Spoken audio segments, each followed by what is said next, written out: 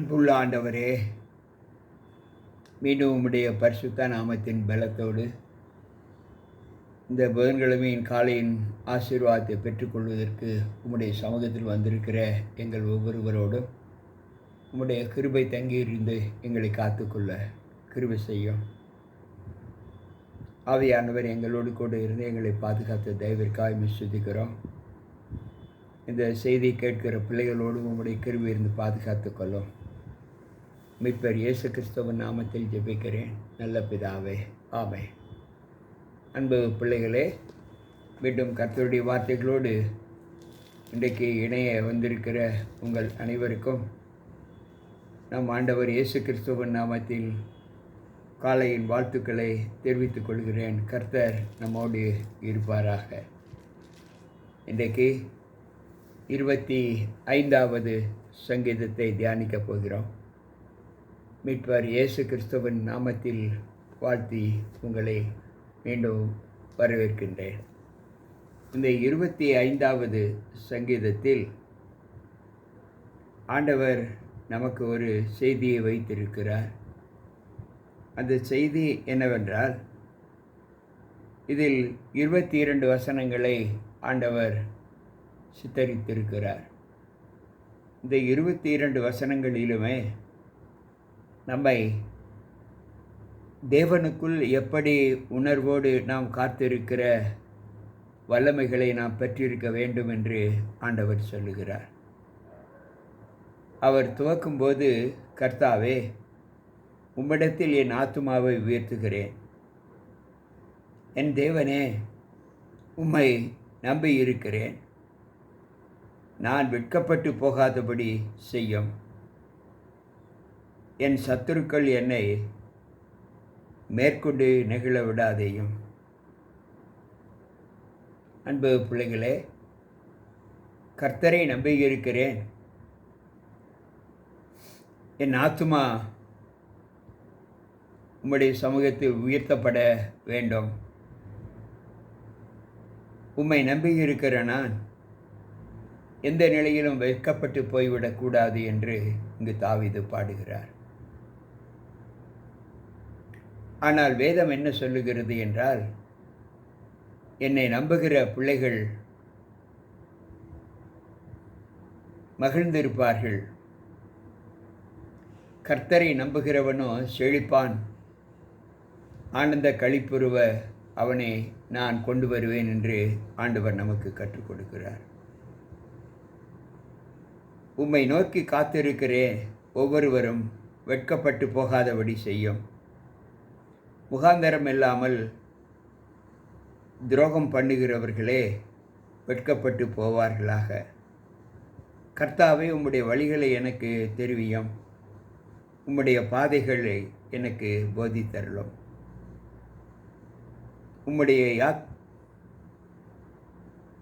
உம்முடைய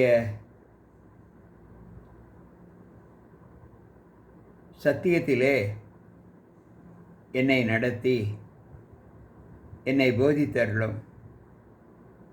நீரே என் இரட்சிப்பின் தேவன். உம்மை நோக்கி நாள்தோறும் காத்திருக்கிறேன்.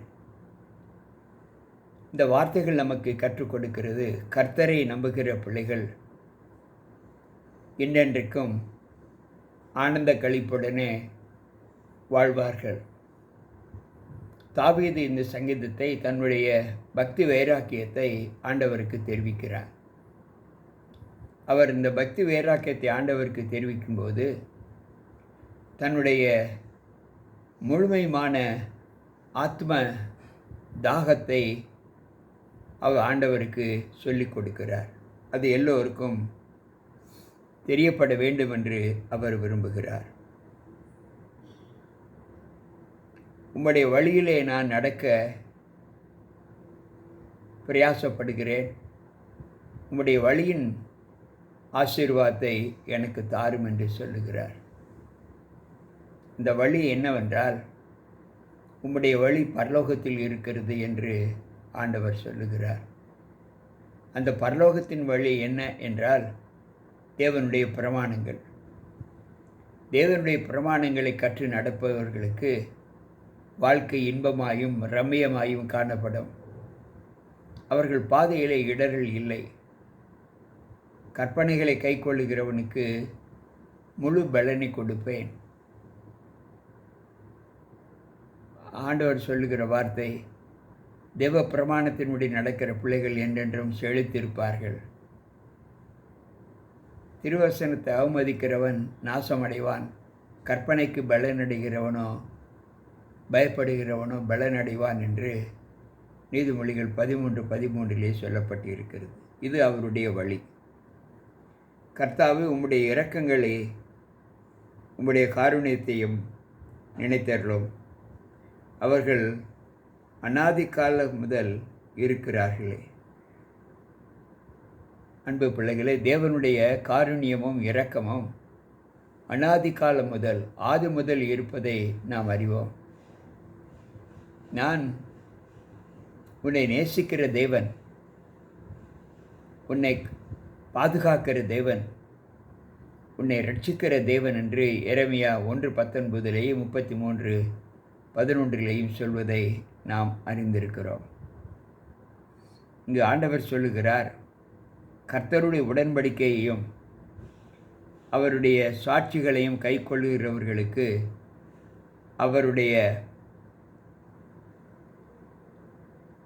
காலங்கள் எல்லாம், அவருடைய பாதைகள் எல்லாவற்றுக்கும் அவன் சத்தியமுள்ளவனாய் இருக்கிறான். கர்த்தாவே, என் அக்கிரமம் பெரிது, உம்முடைய நாமத்தின் நிமித்தம் அதை எனக்கு தந்தருளும் என்று சொல்லுகிறார். கர்த்தாவே, என் அக்கிரமம் பெரியது, உம்முடைய நாமத்தின் நிமித்தம் அதை மன்னித்தருளும். நீர் கிருபையை கொடுக்கிற தேவன், நீர் சமாதானத்தின் தேவன். ஆனாலும் எனக்குள் அக்கிரமம் உண்டு, அந்த அக்கிரமத்தை உம்முடைய நாமத்தின் நிமித்தம் மன்னித்தருளும் என்று சொல்லுகிறார். இதிலிருந்து நாம் கற்றுக்கொள்ளக்கூடிய பாடம் என்னவென்றால், நாம் தேவ சமூகத்தில் நம்முடைய மாமிச பலவீனங்களை அறிக்கையிட வேண்டும். அறிக்கையிட்டு ஆண்டவருடைய சமூகத்தில் மன்னிக்கும்படி செய்ய வேண்டும். ஆண்டவர் சொல்லுகிறார், மனிதன் செய்த சகல பாவங்களும், அவர்கள் தூஷித்த சகல தூஷணங்களும் அவர்களுக்கு மன்னிக்கப்படும் என்று மார்க் 3:28 வாசிக்கிறோம். அன்பு பிள்ளைகளே, இன்றைய சூழ்நிலையில் நம்முடைய வாழ்க்கை நம்மை எப்படி பலப்படுத்துகிறது என்பதை யோசித்து பார்ப்போம். நான் துன்பத்தையும் என் வருத்தத்தையும் பார்த்து என் பாவங்களை எல்லாம் மன்னித்தருளும் என்று சொல்லுகிறார். நான் படுகிற துன்பங்கள், பாவங்கள் எல்லாவற்றையும் பார்த்து அவைகளை மன்னித்தருளும் ஆண்டவரே என்று சொல்லுகிறார். இதை குறித்து 31வது சங்கீதம் 7வது வசனத்திலே ஆண்டவர் சொல்லுகிற வார்த்தை என்ன என்றால், அவர் சொல்லுகிறார், உமது கிருபையினால் களிகூர்ந்து மகிழ்வேன். நீர் என் உபத்திரவத்தை பார்த்து என் ஆத்ம வியாகுலங்களை அறிந்திருக்கிறீர். என் உபத்திரவத்தை பார்த்து என் ஆத்ம வியாகுலங்களை அறிந்திருக்கிறீர். அவைகளை எல்லாவற்றையும் நீர் மன்னித்தருளும் ஆண்டவரே என்று சொல்லுகிறார். அடுத்து அவர் சொல்லுகிற வார்த்தை, என் துன்பத்தையும் என் வருத்தத்தையும் பார்த்து என் பாவங்களை எல்லாம் மன்னித்தருளும். துன்பங்கள், பாவங்கள் இவைகள் எல்லாம் தேவ சமூகத்தில் நாம் அர்ப்பணிக்க வேண்டிய ஒன்று. துன்பங்கள் யாருக்கு வருகிறது? வேதம் சொல்லுகிற வார்த்தை 34வது சங்கீதம் 8வது வசனத்திலே, கர்த்தரை தேடுகிறவர்களுக்கோ ஒரு நன்மையும் குறைபடாது என்று சொல்லுகிறார். இன்றைய சூழ்நிலையில் நம்முடைய வாழ்க்கையில் தேவனுக்கு ஏற்ற நன்மைகளை செய்கிற அனுபவத்தை நாம் பெற்றிருக்க வேண்டும். என் சத்துருக்கள், அவர்களை கண்ணோக்கி பாரும். அவர்கள் பெருகியிருந்த உக்கிரகத்தை என் மீது கொடுத்து என்னை பகைக்க ஆரம்பிக்கிறார்கள். என்னை சுற்றிலும் சத்துருக்கள் வளைந்திருக்கிறார்கள். அவர்கள் மெய்யா என்னை பகைக்கிறார்கள் என்று இங்கு முறையிடுகிறார். உண்மைதான், இன்றைக்கு லோகத்தில் வாழ்கிற மக்கள் எந்த அளவு ஒருவருக்கொருவர் நேசம் காட்டுகிறார்கள் என்பதை நாம் அறிந்திருக்கிறோம். எந்தவித காரணமில்லாமல் நம்மை பகைக்கிறவர்கள் அநேகர் உண்டு என்பதை வேதமும் நமக்கு கற்றுக் கொடுக்கிறது. அனுபவ ரீதியிலும் நாம் பார்க்கிறோம். தேவனே இஸ்ரவேலை அவனுடைய எல்லா இக்கட்டுகளுக்கும் நீங்களாக்கி மீட்டுவிடும் என்று சொல்லுகிறார். முதலாவது தாவீது தன்னுடைய பலவீனங்களை, தன்னுடைய முறையீட்டை ஆண்டவருடைய பாதத்தில் அர்ப்பணிக்கிறார். அடுத்து இஸ்ரவேல் ஜனங்களுக்காக அவர் மன்றாடுகிறார். இன்றைக்கு கேட்டுக்கொண்டிருக்கிற அன்பான தேவ பிள்ளைகளே, நாம் தேவ சமூகத்தில் காலையில் எழுந்து அவருடைய சப்தத்தை கேட்கும்போது நல்ல வாக்குத்தத்தங்களை நாம் கற்றுக்கொள்கிறோம். நல்ல குணலட்சணங்களை நாம் பெற்றிருக்கிறோம். இவைகளின்படி நம்முடைய வாழ்க்கை துவக்கப்பட தேவ சமூகத்தில் நம்மை அர்ப்பணிக்க வேண்டும் என்று ஆண்டவர் சொல்லுகிறார். எனக்கு பிரியமான தேவ பிள்ளைகளே, இதிலிருந்து இன்றைக்கு நாம் கற்றுக்கொள்ளக்கூடிய சத்தியம் என்ன என்றால், தேவனுக்குள் வளர்கிற ஒவ்வொரு அனுபவமும் நம்முடைய பாதையில் நன்மையை மட்டும் கொடுக்கக்கூடியதாய் காணப்பட தேவன் நமக்கு அருள் புரிய வேண்டும். எல்லா நிலைகளிலும் நம்முடைய பலவீனங்கள், மாமிச பலவீனங்கள் எல்லாவற்றையும் ஆண்டவருடைய சமூகத்தில் ஒப்பு கொடுத்து விட்டுவிட வேண்டும். அதை ஆண்டவர் மன்னிப்பேன் என்று சொல்லுகிறார். அவர் பாதையில் நடக்கிறவர்களுக்கு நல்ல வெளிச்சத்தை காண்பிப்பார். அந்த பாதையில் இருள் இல்லை என்று இந்த நாளில் நாம் கற்றுக்கொள்கிறோம். நம்முடைய மாமிச சிந்தைகள், நமக்கு துரோகம் செய்கிற பிள்ளைகளுடைய இச்சைகள் எல்லாவற்றையும் ஆண்டவர் எடுத்து போடுவேன் என்று சொல்லுகிறார். நீ கலங்காதே, திகையாதே, நான் உன்னோடு கூட இருக்கிறேன். உன் சஞ்சலமும் உன் தவிப்பும் உன்னை விட்டு ஓடிப்போகும் என்று சொல்லுகிறார். கேட்டுக்கொண்டிருக்கிற அன்பான தேவ பிள்ளைகளே, இந்த சத்திய வார்த்தைகளின்படி நாம் நடந்து நம்மை ஆண்டவருக்கு ஒப்பு கொடுத்து இந்த நாளை தேவ சமூகத்தில் நாம் அர்ப்பணிப்போம், ஜெபிப்போம். அன்புள்ள ஆண்டவரே, இந்த நாளின் வார்த்தைகளை கேட்ட எங்கள் ஒவ்வொருவருக்குள்ளும் உம்முடைய கிருபை இருந்து பாதுகாத்து கொள்ளும். நாங்கள் எங்களுடைய மாமிச பலவீனங்களை உம்முடைய சமூகத்தில் அறிக்கையிட்டு அதை விட்டுவிடுகிற ஒரு பலத்தை எங்களுக்கு தந்தரல வேண்டும் என்று உம்முடைய கரத்தில் ஒப்பு கொடுக்கிறோம். கேட்டுக்கொண்டிருக்கிற ஒவ்வொரு பிள்ளைகளுக்கும் இந்த பலத்தை தாரும். எங்களை சூழ்ந்திருக்கிற சத்துருக்கள் வெட்கப்பட்டு போகும்படி ஆண்டவரே அவர்களை எங்களை விட்டு தூரப்படுத்தும்.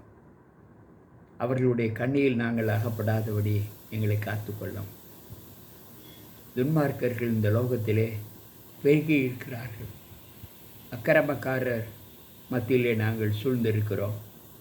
இவைகளை எல்லாவற்றிலும் வந்து எங்களை மீட்டெடுத்த தேவன், எங்களை மற்ற ஜனங்களை விட்டு பிரித்து எடுத்தேன் என்று வாக்கு கொடுத்தீரே, அந்த ஆசீர்வாதத்தை கேட்டுக்கொண்டிருக்கிற எங்கள் ஒவ்வொருவருக்கும் தந்து இந்த நாளின் சமாதான ஜீவிதத்திலே நாங்கள் இந்த நாளை அர்ப்பணிக்க கிருபை செய்யும். மீட்பர் இயேசு நாமத்தில் ஜெபிக்கிறேன் நல்ல பிதாவே, ஆமென். அன்பு பிள்ளைகளே, கேட்ட சத்திய வார்த்தைகள் நம்முடைய வாழ்க்கைக்கு பிரயோஜனமாக இருக்கும் என்று நான் கர்த்தருக்குள் நம்புகிறேன். மீண்டும் நாளை சந்திப்போம். உங்கள் போதகர் ஜி.கே. ராபர்ட். கர்த்தர் நம்மோடு இருப்பாராக. ஆமென்.